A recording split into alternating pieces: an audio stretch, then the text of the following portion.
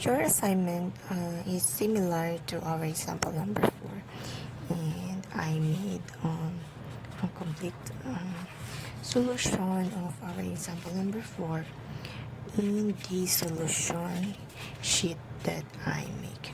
Anyway, in your assignment you can use your own solution sheet, but it must be in format like this. Okay,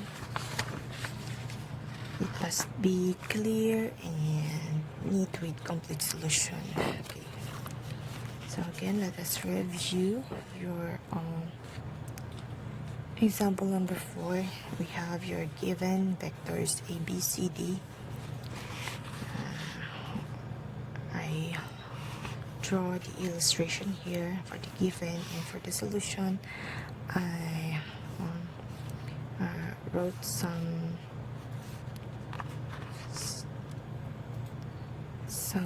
words that might help in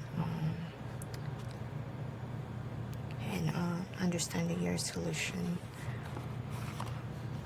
well. Okay, so for the solution I wrote finding vector components of first we need to find the vector components of a, b, c, and d, the x and y components of vector a, b, c, and d. So again, I redraw the individual vectors here. So for the vector a, I separate the vector a here and draw another illustration here, so that we can easily see, or we can easily show the x and y component of the vector a. So from here I labeled the vector ax and component ay. Okay, so also I note here that from the SOHCAHTOA we can get the formula that can relate ax, or that can relate where to compute the value of our ax. So from ka cosine theta is equal to the adjacent of this 40 degrees Celsius, which is our ax, and the hypotenuse ka, our hypotenuse, is the value or magnitude of our vector a. Okay, that's why I wrote the symbol a here. Then by doing the math we can compute the value of ax, and I also wrote the sign convention here. Okay, for the value of ay, the same thing, and I also wrote the sign convention here. So for the d, vector b, since it is only composed of x component, and I wrote that the y component of b is 0, it's just 0. Okay, now the same for the y. Okay, I wrote that the x component of the given vector c is just 0.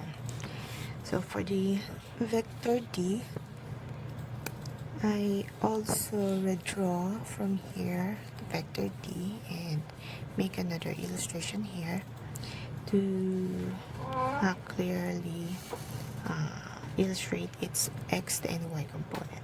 Okay, so from SOHCAHTOA again, I wrote the solution where I can solve the value of dx and the value of dy, and then I always put the sign convention, so later on we can use this in our next illustration. Okay, after getting the individual x and y component of each vector, then we can simplify this in another illustration. Okay, showing the values or the symbols of x in terms of x and in terms of y components of each vector in each vector. So for vector A, we have x and y component A, x and y component A, B, x, we have 0 component for y, and then C, we have only cy. We do not have value of cx, and for D, we have the x going to the left and y going upwards. So this is just only the summary of our vector components x and y. So from here we can easily add or subtract the value of the resultant vector in terms of its x or in terms of its y component, since all x components lie in the same axis, meaning they are collinear with each other. Then we can simply add the value, but take note on the direction. That's why it is important to make a sign convention like this. Okay, do not forget to take note on the different sign convention of each vector component.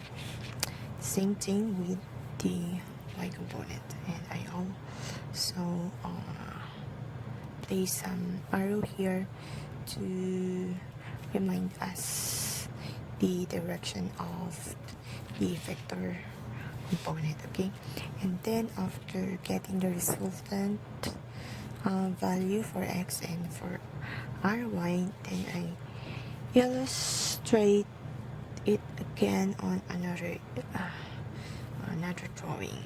You see, since the rx here is going to the right and ry here is going upward, then we can make a right triangle. Okay, after making a right triangle, then we can now use the Pythagorean theorem and the Sokitawa to compute the r value and the theta of our resultant. So that's all, and don't forget to write your complete details like the name, student number, and section, and the sheet number, so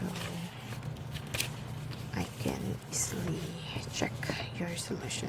So in here I used two sheets of paper, so the total number of sheet is here. You can write it here.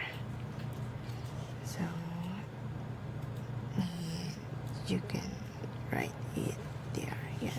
So I can easily see the total sheet number of your solution. Okay, thank you very much, and I hope that this will help in your assignment. Okay.